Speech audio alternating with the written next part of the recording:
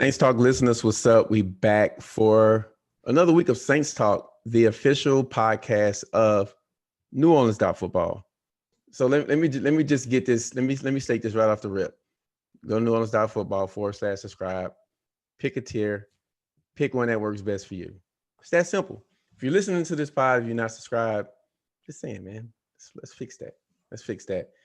The site is loaded with information. One, because Nick works his butt off. Two, because the Saints are not a boring team. And so, when those things collide, you kind of get, I kind of the best of both worlds kind of end up in one place. So the Mike Thomas situation is well documented on the site, very well documented. So you guys make sure you check that out. We'll talk about it a little bit, but make sure you go check out on the site the film study from Nick. Go back and watch the film. All the coaches taped all 22 the end zone view. He wrote about some of the explosive plays that the Saints are giving up, kind of was causing some of it, some other game points. Man, what else? Right after the game, there's post-game stuff in there. The Saints are thinking about playing in Baton Rouge. There's just a lot going on with the team right now. So it's all covered on the site. It's all there. Go there, subscribe. Don't ask somebody else for their login or anything like that, or ask someone to post the link or the article on some forum. Just go and subscribe. It's that simple. Nick, what's up? Just trying to get through a day, man. No major stories today. No major stories today. So what day is today? Today's Wednesday. Yeah, the night's not over though. So today's Wednesday. So we're recording on Wednesday. Wednesday feels safe. I'm sure Thursday it'll be popping off by the time people are listening to this. But Wednesday, nothing happened on Wednesday. Just keep that phone next to you. Man. Yeah, like I was kind of being serious here. It always is. Yeah, make sure you guys are subscribed to the site at the end of the day, man. That's how my man makes his living. So also follow Nick on Twitter at Nick_Underhill. If you also on Twitter, make sure you follow NewOrleans.Football, NODOT Football. If you're on Instagram, follow him at NewOrleans.Football. If you like the podcast reviews, 5-star ratings, anything you can do to support, local business, man. Just trying to make it, just trying to be a good homely family man, just trying to get there. So hey, some of these, man, I shouldn't even say this, but it just came to my head, so I'm going to say it. Some of these people, like, I swear, like, they must go into McDonald's and be like, give me a Big Mac, but I don't want to pay for it. You know what I'm saying?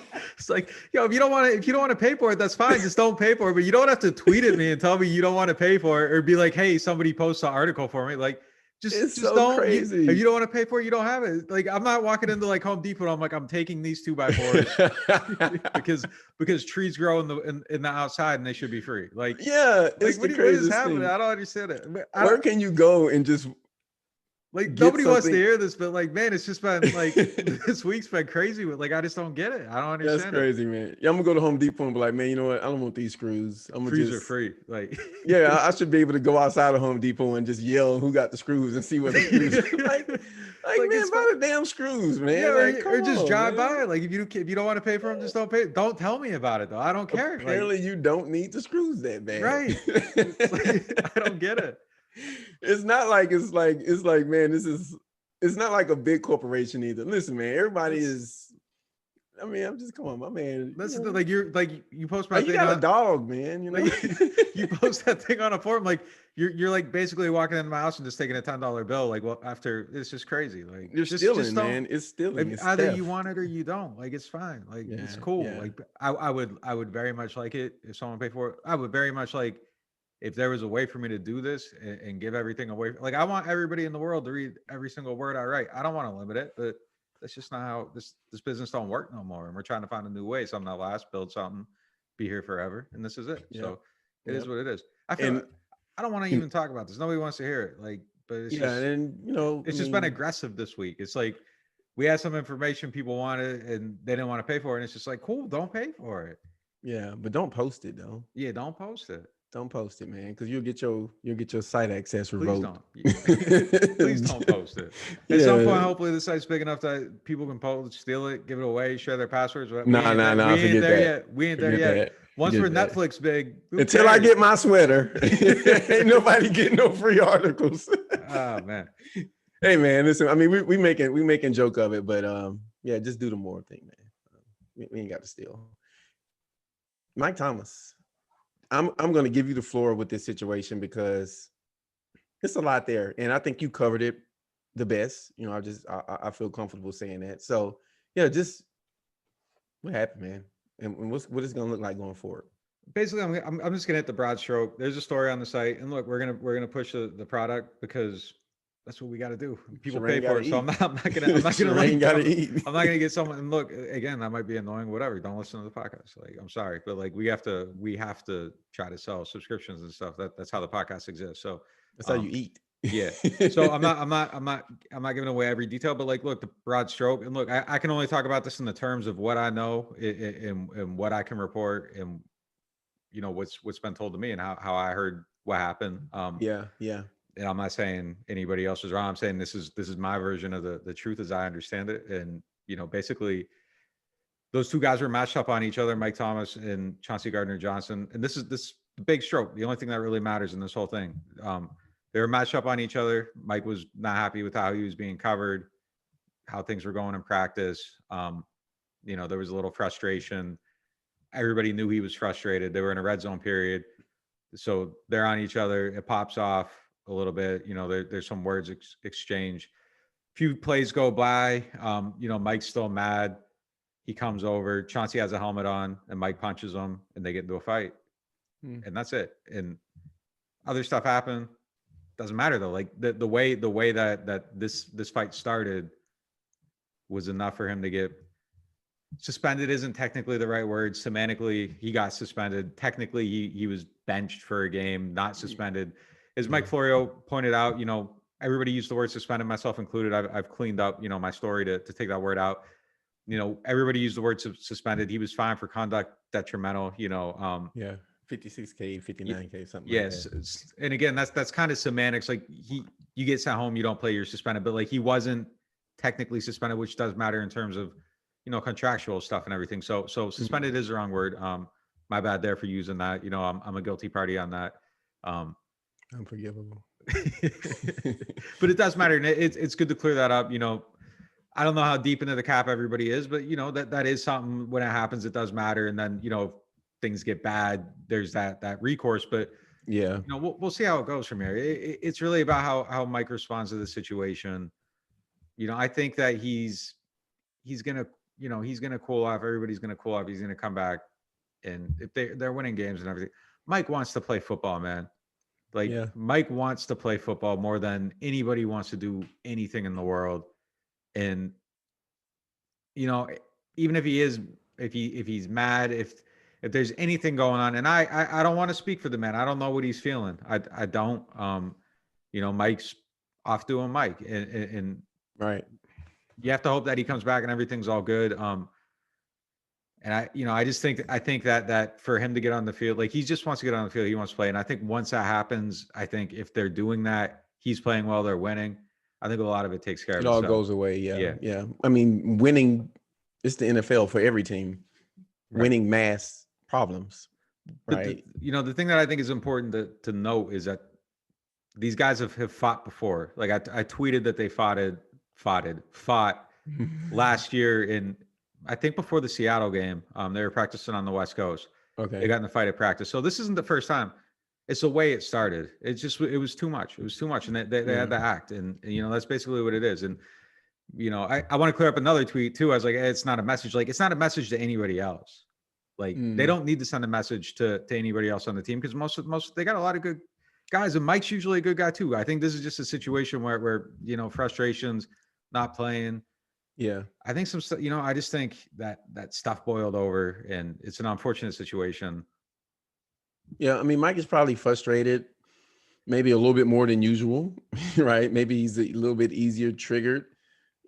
I'm speculating here, but these aren't excuses for his actions either. We're just trying to. Absolutely not. Yeah. I mean, but we know the psyche, and this ultra competitive. Read his tweets. Yeah. I mean, he's a different cat, and he's hurt, and he's probably not happy about that. He wants to play. He didn't have a good first game. Then he got hurt. He's wildly competitive. He's frustrated he's not on the field. Football is probably the thing he loves the most, other than family. He's not able to do that, and he's frustrated. And, sometimes when that happens, things boil over and you get a little bit upset. It's happened to me before. I tweeted out something that I did, when I was young. Once I won't repeat it on the podcast, but it's not justifying it, but it's just acknowledging that when you're frustrated and a lot of things are going on, you tend to act a little bit more out of character than normal. And sometimes that's the tipping point. And maybe that's what happened here. Maybe it's more to it than that. We'll find out going forward. But I think if the Saints come back and knock off 3 straight wins or something along those lines, I think this story goes away. Goes away. I'm not worried about it yet. I mean, I'm worried about it in the sense that I'm watching it and I'm going to wait and see what happens. I'm not worried about it in the sense like, oh, like I'm going to give him a chance to see if it comes back. And look, I mean, Mike's Mike. You see who he is. He's extremely competitive. You know, I compared him to Michael Jordan before, and I got flamed by people outside of New Orleans. But like he's like Michael Jordan in that competitiveness and that drive, and where I think that there's this singular focus with him. And Mike is so singularly focused in a way that I've never seen anybody else that I've encountered in my whole life. It's just no he's just family, different. just football all day. I mean, he just I don't know, like you can just feel his passion towards his craft and what he does in a way that it just exudes from him differently than other people. Like it's just like Mike has to have football. Mike has to be great. Like there's just no other way for him to live. And if he's not pursuing his greatness, like I don't know. Like that's where he's at. And I just think that he has built his whole life around this one thing. And it's just created, like it's just who he is. And I don't know, he's a hard person to explain. Like I just think when you take that thing that he's so driven towards away from him. Yeah, I mean, maybe so. Yeah, I mean, you get a little, little unpredictability going on there, right? And I mean, look, this is my opinion, but I think Mike. And listen, we know Mike is good. We know how good Mike is, but I'm not doubting Mike. But I think he got something to prove when he comes back on the field, right? Between this situation, he was going to find something to prove. Now he doesn't have to reach for it. Not like he needs motivation, right? But like. Listen, everyone's looking like, okay, well, Sanders is learning the Saints offense. We'll get into that later. Now they just need to get Thomas back in there because the offense is built around this one guy, right? He makes everyone else kind of go other than Alvin. So I think there's a lot on his shoulders. I think there's a lot dependent on him to get healthy, to come in and be the guy who he was. And yeah, I mean, he didn't have a great first game and then he got hurt. And now he has this situation. So yeah, I absolutely think that, there's a little bit more pressure on him when he comes back to perform. And again, it's not questioning his greatness. It's just acknowledging the reality that, the stakes are high and even higher now. So with how the team is looking and yeah, I think that's something that, that kind of need to be said. And look, we've been talking about how this guy is, his competitiveness and everything forever. Like Sean Payton tells a story about how he lined up against him in practice and Mike goes so hard in practice. One day Sean lined up against him and sprained his thumb or something. Like Mike ran through him and like almost broke something on him. Like Sean said it was like getting hit by a car. Like he just goes 100 miles per hour at everything, and that's good for him. Look, if you're a guy on the other side of that and you're an ultra competitor, like you're gonna clash sometimes. And if you're somebody that doesn't want to practice that hard, like that's probably gonna piss you off, and you're not gonna like it either. I mean. But that's Mike's just going to do what Mike needs to do to be great. And look, at times that's going to bristle people the wrong way. But if it's maintained and it's manifesting in a positive way, they're good traits. This one time it bubbled out. And look, it's probably not the first time it's bubbled out. Like I'm sure he's somebody that needs to be managed. Sometimes you probably got to tell him like, Mike, like everybody needs to get some, Yeah, you probably got to rein him in now and then. It got out of control a little bit. I mean, he needs special treatment. Yeah, I mean, that's Jordan needed special treatment. I'm not saying he's Jordan. I don't want the flame. I don't want the smoke that you got. But yeah, some guys need special treatment. That's just how it is, and they're probably hard to deal with sometimes. And if you want the price of greatness, with it, right, exactly. It's alienating. There's going to be people that don't like you. Yep. That's you got to take the good and the bad, man. I tell that to my wife. This can't happen though. I mean, to be very clear, this cannot happen. It's unacceptable. This can't happen. Look, it cost him playing in a game, possibly. That they barely won. He was close to playing. It seemed like he was going to play. I don't know if something happened in that last practice at some point that would have prevented. He tweeted he had some type of setback. Going into it, it looked like he was going to play. Yeah. I heard that he was okay during practice. I think that he was still working through some stuff. There were moments that were good moments where, it seemed like Mike was trying to work through some stuff. He's got 2 more weeks now, which I think is a good thing. They need him. Yep. They need him badly. The offense needs him badly. The start of that game wasn't good. They settled into it. I don't know what happened at halftime, if everybody ate a Scooby snack or whatever, but they came out and looked like a different team. I don't know. I don't know what the halftime snack was. I don't know what the halftime motivational speech was, but they came out and they played much, much better in the second half. But yeah, the start of that game, it was rough, and you could see where Mike would have helped, just getting that rhythm. They were doing a lot of stuff, lining up guys just underneath the sticks, 4 rushing, everybody else in coverage. It was hard for them to find passing lanes. Having Mike, finding spots in the zone, being open on the slant, being open when he isn't open, That's the thing, that when the play is not there, who's the guy who you can throw the ball to, and that he's probably going to, is going to lead to a positive play. And I think that's missing in this offense. And, I've spoken about it a couple of times on here, and I think it continues to show itself, is that when the structure of the play for the Saints isn't there, then the play is over. There's really not an extension of the play, creating more time in the pocket. It's like, if it's not drawn up correctly, it just seems like things are not working out for them. And you see that with a lot of the teams that are having success in this league. They have the guys that are, because I watched the Seattle, for instance, and a lot of their plays don't work out like they're drawn up, but they end up being big plays because extending the play is a big part of the NFL as it is today. So Herbert just had a 20+ yard play where he had 7.34 seconds to throw the ball. So man, give me a second, man. But that dude good, man. Tua better be good, because if you're a Dolphin fan, you're sick. I'm sick if I'm a Dolphin fan. I think he is, man. He's good, man. I'm sorry. He's good. He's good. He's like the better version of Josh Allen, maybe. I give, yeah. That's a comp. That's a comp. I think Allen's arm is better. Well, he's starting to show it too, man. No, Allen can throw the ball anywhere, like from any place. He may have the best arm in the league, but just as far as like arm strength. But Herbert he's good. Like I've watched some of them and I saw him make some crazy throws, but to see it a whole game and like, he's for real. And if you're a Charger fan, if there's like 1 or 2 Charger fans out there listening to this, like, they got the guy. You found your guy. You found your guy. So I don't know how they didn't see this in training camp. I don't know what happened. Maybe he's just good in the games, but it's weird that this guy was there the whole time and Tyrod Taylor is starting. I don't know what happened there, but regardless, back to the Saints. So the offense, we're in offense. What do you think is causing the offense to start as slow as it is, like in these first half? So this is the second game where, they didn't. I mean, they had a really, really bad start, right? In which, opposite of the Raiders game, they started fast and didn't finish the game that way. The last couple of games, thankfully, they've managed to, win the games against the Lions and the Chargers. But why are they starting slow? What's going on? Is it play calling? Is it guys not getting to their spots? Is it defenses playing them differently? What's going on with the offense right now?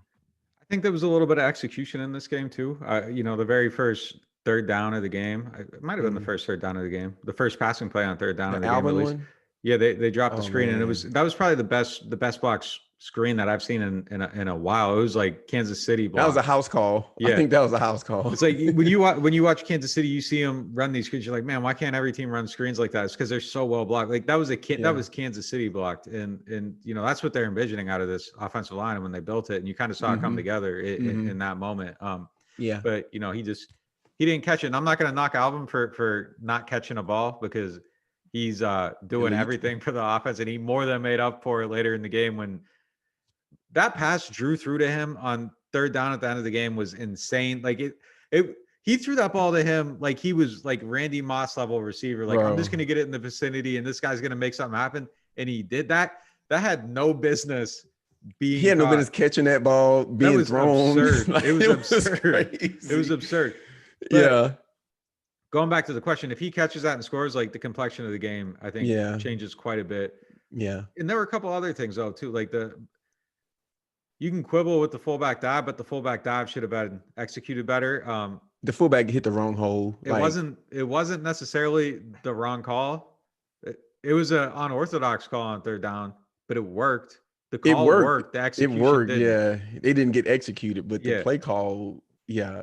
That happened, and not to get too far ahead of ourselves, but that happened on defense this game too. Like, in concept, the play call was right, but the execution is not there, right? The pass that Marshawn gave up to Mike Williams is, and we'll get into that later, but it seems like the Saints are dealing with a lot of things at one time, and is a little bit of everything is going wrong, and it's kind of hard to put your finger on it. Like you don't predict that Alvin drops this screen pass that is a house call on the beginning of the game, that again it changes. You expect him to make that catch, right? You expect the fullback to hit the right hole. You expect, Taysom to not get thrown on the ground on like some goal line. It's just a lot of little things are going wrong. It's some execution stuff, and I feel like it's just a lot of areas that need to be cleaned up. And I don't think they're playing up to their level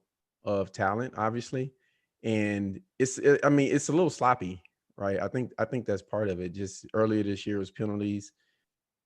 Now you're seeing guys not executing. You're seeing, they can't play zone defense to save their lives. I just think it's a lot of things right now, and I feel like there's a lot of coaching that needs to go into to improve the team. The defense it's not good, man. Like, they can't keep going the way they're going. Like, they badly have to fix up these coverage busts. Is it just is it the entire defense, or do you think it's most of the secondary? I think there's a lot of people on defense that could be playing better, but the front played well this week, so they're going into the bye riding high. Like, I think that there's things they need to do to create more consistency. I think Davenport really made a difference. He didn't have a whole lot of stats, even the pressure stats or whatever. But if you watch him, like, he's moving the pocket. He's active, man. He's active. He came in, and I was expecting him to have a slow start, but they're just different with him in the game. I don't know what the magic is. There's not a really great logical explanation, but the defense just seems to play better when he's there. Cam too, obviously, right? Cam had his best game this week, and I think there's some correlation there.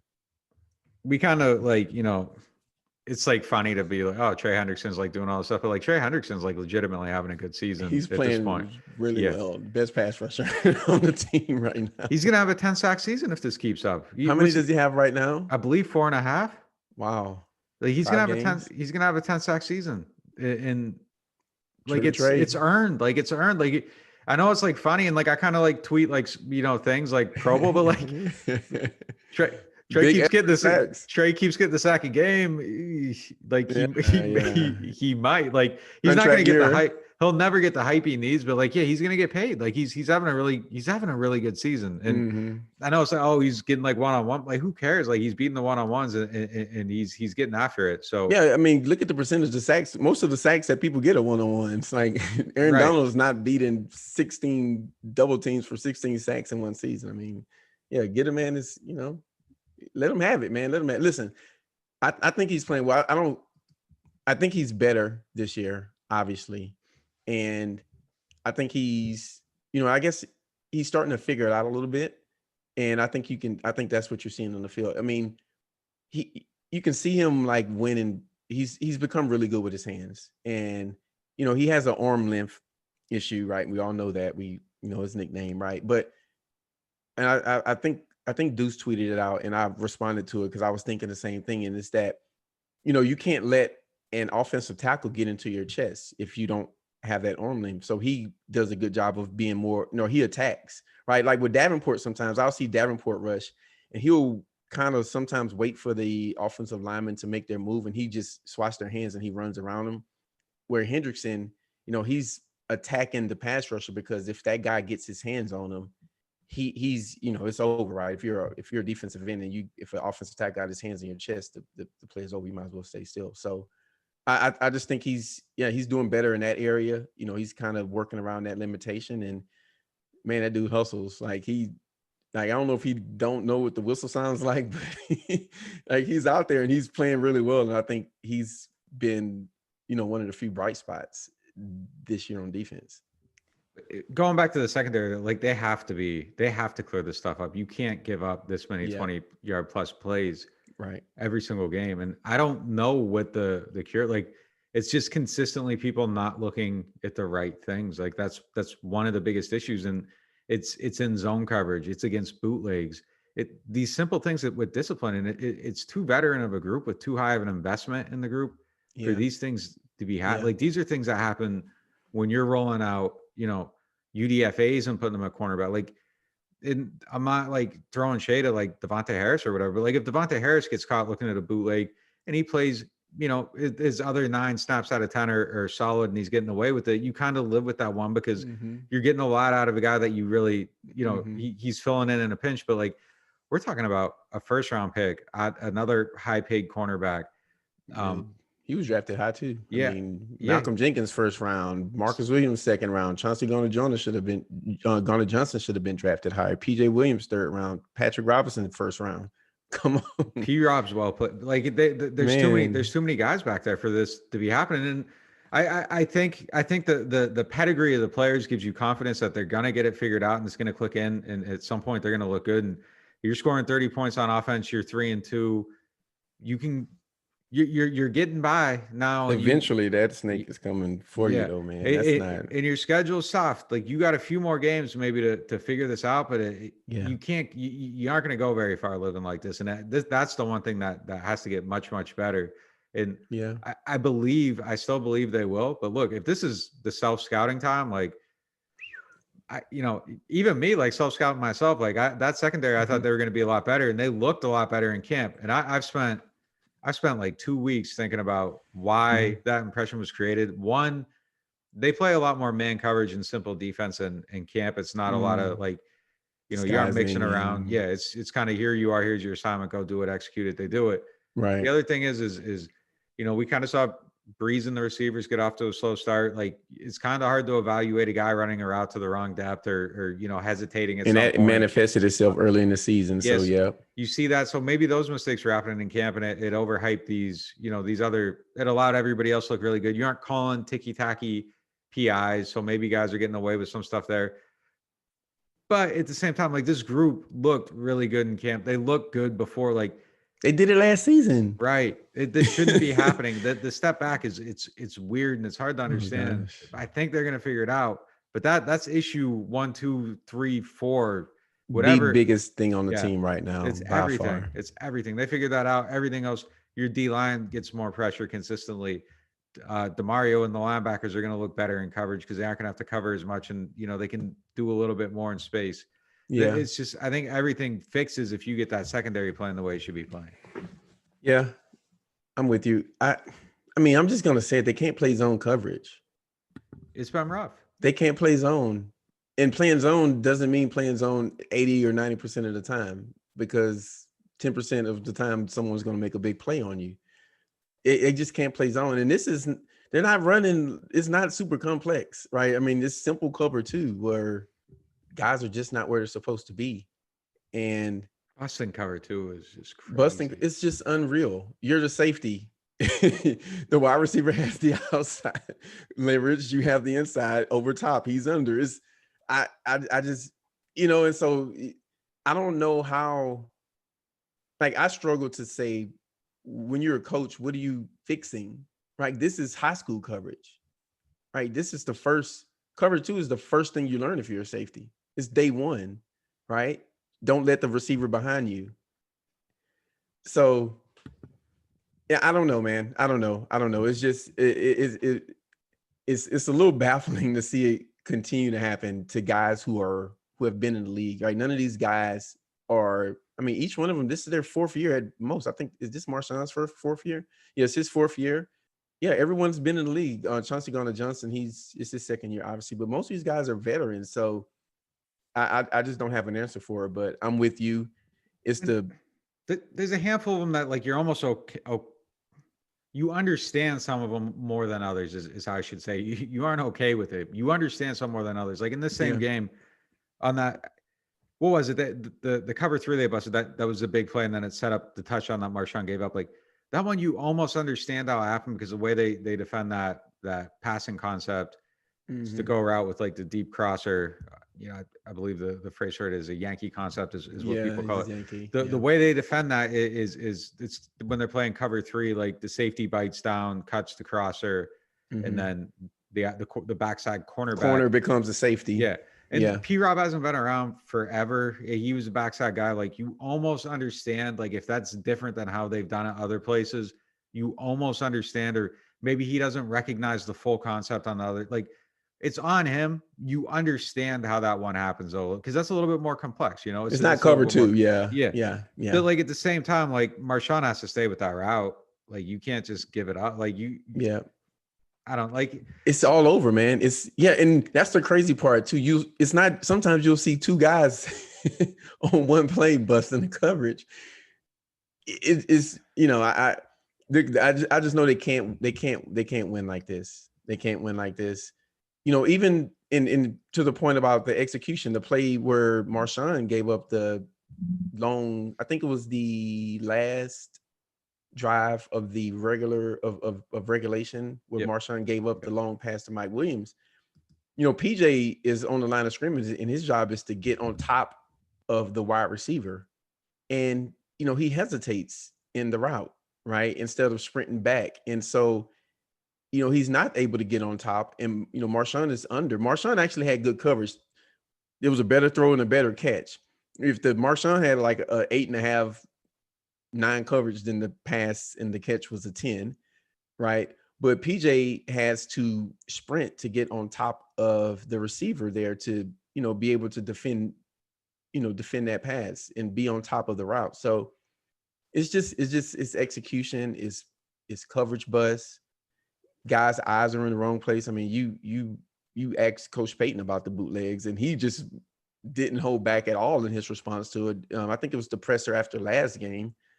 And if you continue, game before the Lions, and so they're going to keep calling that. And you text me during the game, the Chargers tried them out on the bootleg early heat check, and that's what's going to happen.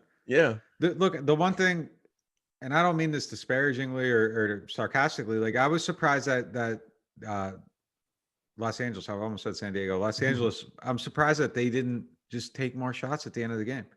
Like you're having trouble defending them. Like I would have just, like they ran on first down on that last shot. I was just like, man, like just drop back and throw it deep. Like the way they're covering it, like you have a chance. Like I would have done another heat check there. They should have. I mean, I feel like that's the. I think the coach said that the protection was starting to. He was worried about the protection, but the protection hasn't been holding up. Like so, I would have let it fly too. So somebody asked them why they didn't take a shot there. That's just kind of says it all though about the way that game played. Is that the Saints got lucky.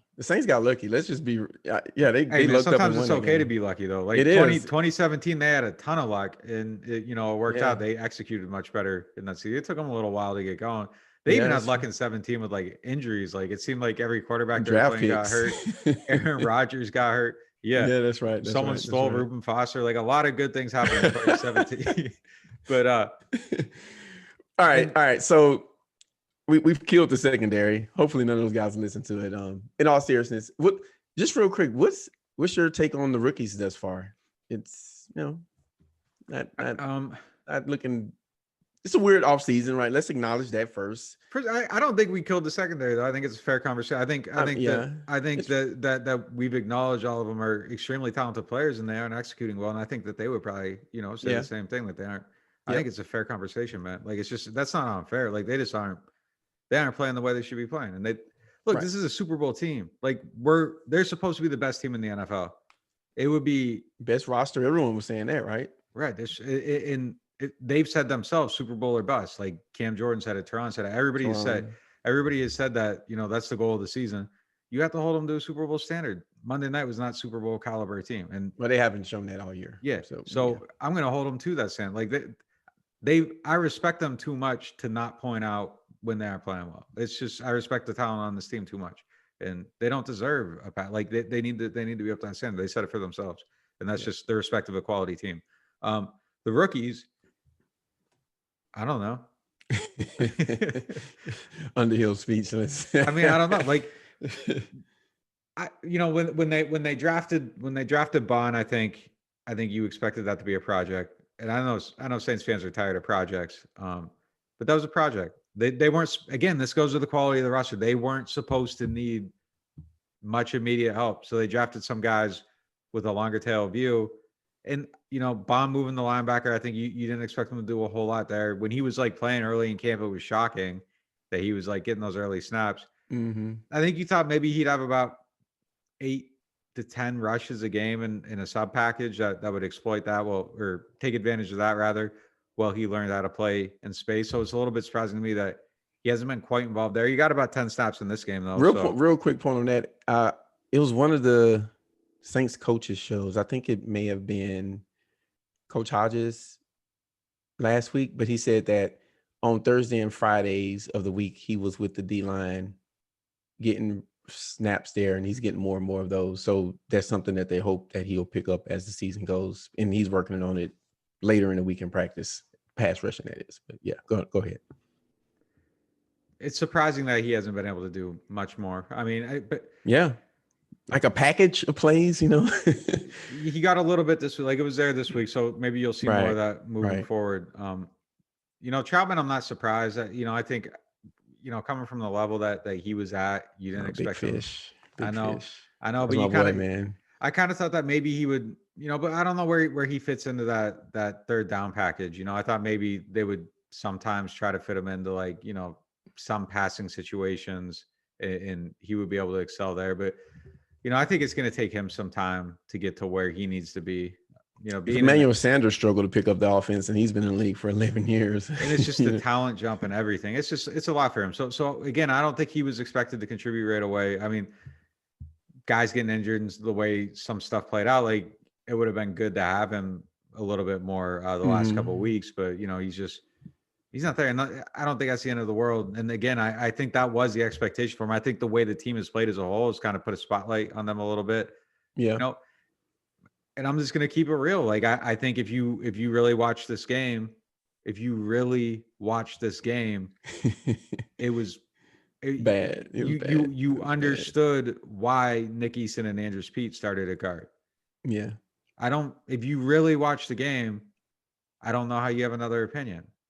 Like I don't know how else to put it. Like if you really watch the game, it is clear why they started. And my man trying to get a points when he say the same thing 3 straight times. Like I thought he was really good in the Detroit game on some of those inside zone runs and everything. Yeah, he had some good snaps, and I remember seeing it. Yeah. This, it was a little bit different in this one. It was a little bit different in this one for him. He's a rookie, man. He's in a tough spot. He's playing a new position. He's hurt half camp. I mean, he's had a tough go. I think he's going to be a really good player for them, but I understand why they're taking it slow with him.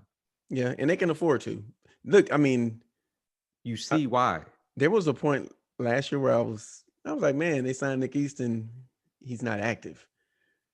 Like, it's okay to not start, but not active. And I was like, all right, so when you start looking at the way for them to save some cap space. Yeah, I was looking at him too, man. Yeah, but man, he's been good. He's been good. So listen, man, it's just crazy how these things work out. And Peyton said, and let's put it in context. Pete's got to be better too. Let me just say that though. Let's just keep it real. He's got to be better than he is. Yeah, he does. Peyton said that they were not signing. I mean, they didn't draft Ruiz to sit on the bench, right? In reference to Larry Warford. Yep. So he came in with the inside track to the starting job, and at some point between when things started, him getting hurt, and the season starting, Easton's better, and I respect the team for making that decision because based on this game, like you said, you can kind of see the thought process behind that decision. And to your point about Pete, I'm with you. Yeah, as I don't know how much more we can say. He is who he is. Yeah, I just the contract is what it is. we had an opinion about it when it was signed. We probably still feel the same. It hasn't changed. Yeah, I understand why they signed him. Doesn't mean I agree with the dollar amount. I feel like they were in a yeah, situation where they ain't had no wanted one choice. guy gone. You lose two guys, and I think they were prepared to do it. But then when they had the chance to bring him back, and I think, they said it like I think the contract was lower than what they expected him to get on the market, and they paid it. Yeah, and I understand why. I mean, it was another team. The Super Bowl champions were after him, and I mean that doesn't justify. But I think the price, the market sets the price for a player. The team rarely does. One team rarely sets the price for a player, right? The NFL kind of does that. But yeah, he has to be better. Yeah, I don't know if he's 100%. They've needed the 3 guards too. That's the thing. They've needed the depth. So it's good to have them. It's good to have those guys right now. It's paid off. Hurts they got the Hurts. I don't know if he's inside or outside, but just the way things are going, you're one snap away from, things not going so well in there. So it's been a year for them, man. It's just been weird. Ramczyk hasn't been playing well. Pete, the rookie, I think Teron and McCoy have looked the part, and Easton's played well. But yeah, it's a weird year. Trey Hendrickson being, I don't want to say better than Cam, but playing better than Cam. I guess that's one way to put it. I don't even know if he's playing more than Cam. He's just he had better opportunity. No one's double teaming Trey Hendrickson. So he's had better opportunities than Cam, right. But he's Cam taking advantage. And Cam's getting double on 40%. He's not a better player than Cam Jordan. I don't care what he's out sacked Sam or Cam, but I mean, too many out sacked, out pressured, whatever. But the opportunities aren't the same. The opportunities, but look, the Saints. I remember in the offseason, Mickey said that they were surprised that they were able to keep David Onyemata and Andres Pete, and who they signed first, Onyemata, and that's looking like a pretty good decision, man. He's playing well. I'm glad that he's having a better year than because last year was maybe not his best year, but I think he's played well thus far, and he's the best defensive tackle on the team at this point.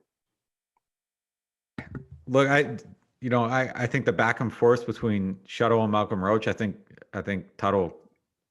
This game was really good. Huh? This game was really good for him. So he got an opportunity. He made the most of it. It's going to be interesting to see that go back and forth throughout the season. Roach started out really good, and then I think his last game wasn't quite to the same level. And Tuttle's back in there, but look, he made some plays in this game.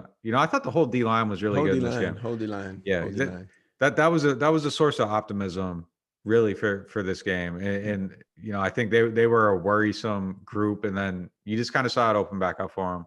I don't know if Davenport was you sprinkle a little bit on there, and that was the magic of the whole 15 thing. 15 snaps, and Cam is dominant for 50. He had like six pressures in this game. 2 of them, look, and like just I don't know if it you mean Cam? Yeah, I don't know if the approach was different. I don't know if he got better looks. Yeah, I don't know why he even had 2 on block pressures in this game, which like he wasn't getting those. There were just opportunities. Didn't happen. I'll tell you. Oh, go ahead. You got it. No, they had the blitz going really well. DeMario blitzed really well. Like just everything was working in the pass rush in this game, and that was a step forward. The secondary, all they need is that one game, man, and they do it. And you drop Mike Thomas in. You drop Mike Thomas in. Like the ingredients are there for this to be a really, really. I'm not down on him to the point where I don't believe in it. Like the ingredients are there. Just click. If it just clicks, man, like the team can be what it's supposed to be. So yeah, I'll say this. I don't know what this means, but I just know what I saw, that there were a few snaps in the game where Davenport was the one getting a double team and other people were not. And I think that opens things up for, other guys on the line. Right. And so, and I mean, Davenport, he actually won. I think he won 2 of the double teams.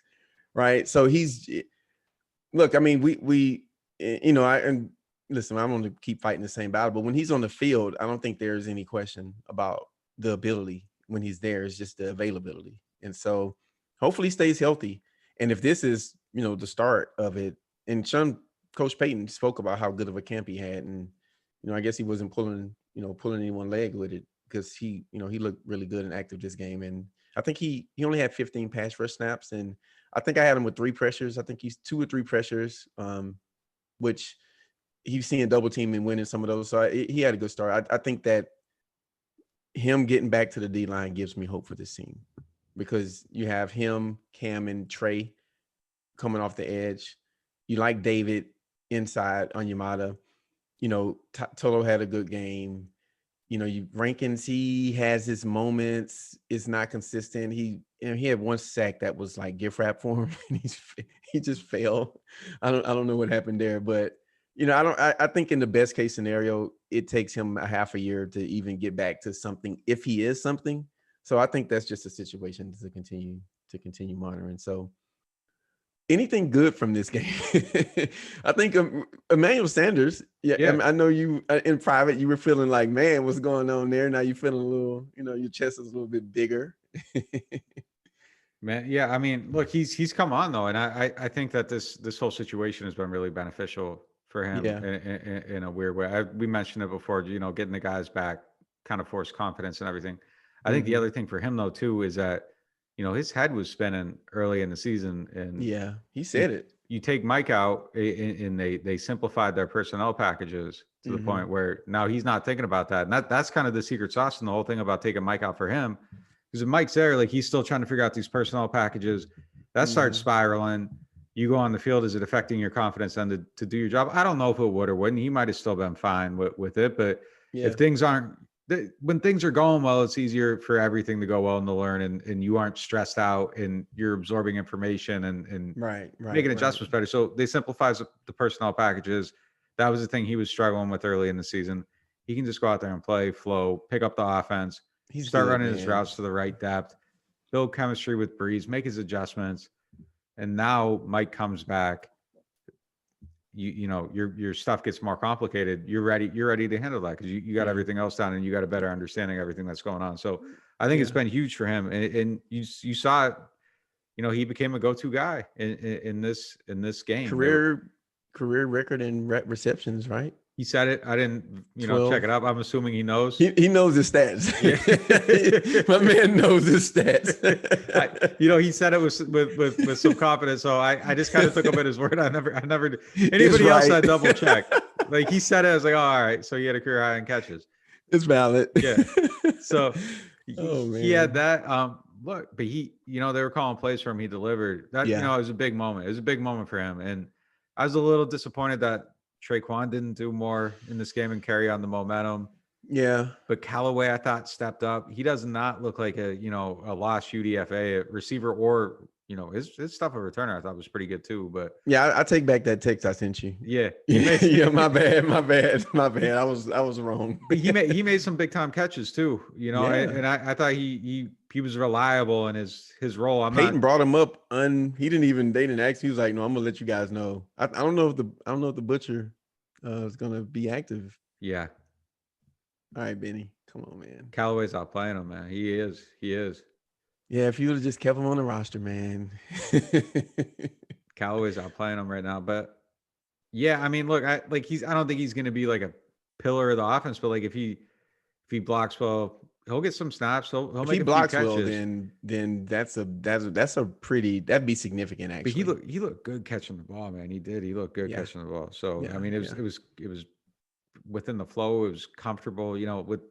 I don't know when Breeze threw to Benny in this game, it was like there was knew it wasn't gonna be caught. Was like something off, man. Like a lot of those throws, they just like it was like Drew was throwing good to everybody, and then everything to Benny seemed like low make or it a little tougher or something. Yeah, I don't understand what was going on. They have no rapport. It seems like it seems like he's a veteran who they brought in the week of to try to. I mean, does he have a catch? Yeah, I think maybe he's got some. He just doesn't look like he. He just doesn't like he belongs in this offense. Is I don't know. Something's not there, right? But you said, I think it was a couple of years back where guys come in and they look good during training camp because they're veterans, and then when the bullets start to fly, things kind of slow down a little bit. So maybe that's the case there. But yeah, that was a bright spot. With Traquan, I don't even expect him to be good every game like he was against the Lions. Benny's got 2 catches for 11 yards. Man, a couple. A couple. He's got to do better. I think Callaway got more than that already.